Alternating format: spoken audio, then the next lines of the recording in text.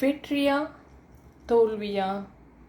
வெற்றி நம்மளுக்கு எடுத்த உடனே கிடச்சிடுத்துனா எப்படி? அதுக்கு ஒரு சுவையே இருக்காது. நம்மளுக்கு அதே தோல்விகளும் ஏமாற்றங்களும் அடைஞ்சி அதை அப்படியே ருசிச்சு ருசிச்சு ருசிச்சு தோல்வி வந்ததா துவண்டு போயிடக்கூடாது, ஒரு ஏமாற்றம் வந்ததா துவண்டக்கூடாது. ஏன்னா அதெல்லாம் நமக்கு பாடம், ஒவ்வொன்றும் ஒரு பாடம். அதிலிருந்து நம்ம லெசன்ஸ் அப்படியே எடுத்துக்கிட்டு எடுத்துக்கிட்டு எடுத்துக்கிட்டு இதில் என்ன தப்பு செஞ்சோம், அதில் என்ன தப்பு செஞ்சோம், இது எதனால் ஆச்சு, அது எதனால் ஆச்சு அப்படின்னு நம்ம அப்படியே ஒவ்வொரு பாடமாக போய் போய் போய் இந்த ஏமாற்றங்களை தாண்டி தாண்டி தாண்டி அந்த வெற்றி கிடச்சிதுன்னு வச்சுக்கோங்க. ஆஹா, அதுக்கு நிகர் உண்டோ? அதுக்கு நிகர் இல்லவே இல்லை. அந்த வெற்றி தான் வெற்றி. இத்தனை அனுபவங்கள் படித்து நம்ம சூடின வெற்றி அது. அந்த வெற்றிக்கு மகத்துவம் ரொம்ப அதிகம் இல்லைங்களா? அதனால் நம்ம தோல்வி அடைஞ்சிட்டோம், ஏமாற்றம் அடைஞ்சிட்டோம், துவண்டு போயிடக்கூடாது. அதிலேருந்து எழுந்து நிற்கணும்.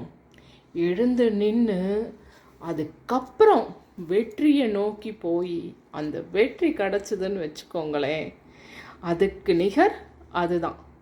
வெற்றியே கிடச்சிட்டு இருந்தா என்னப்பா சுவாரஸ்யம்?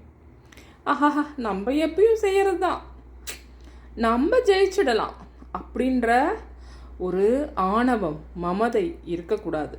ஏன்னா எந்த நேரமானாலும் நம்ம அடக்கமாக இருந்தாதான் அமரருள் விற்கும் இல்லைங்களா? அதனால் நம்ம வெற்றி அடைஞ்சிட்டோம்னு ஆணவப்படவும் கூடாது, தோல்வி அடைஞ்சிட்டோம்னு துவண்டு போகவும் கூடாது. துவண்டு போயிட்டோன்னு வச்சுக்கோங்களேன், எல்லா நாளும் மாறியும் தான் அது. அடுத்து எழுந்து ஓடணும். ஓடினாதான் அதனோட சுவை நமக்கு தெரியும், அந்த வெற்றி நமக்கு தெரியும். துவண்டு அப்படியே விழுந்துடாமல் எந்திரிச்சு நிற்போம் இல்லையா, அதுவே மற்றவங்களுக்கு எவ்வளோ பெரிய விஷயம் தெரியுமா? அப்படியே துவண்டுடாமல் என்னடா இவன் எப்படி அடித்தாலும் தாங்குறானே எப்படின்னு யோசிப்பாங்க. மற்றவங்க சந்தோஷப்பட்டுறக்கூடாது இல்லையா? நம்ம துவண்டு போயிட்டோம், அவன் அடிச்சிட்டான், நான் அடிச்சிட்டேன், அவன் விழுந்துட்டான் சொல்கிறது எப்படி? எந்திரிச்சு நின்னான்டா,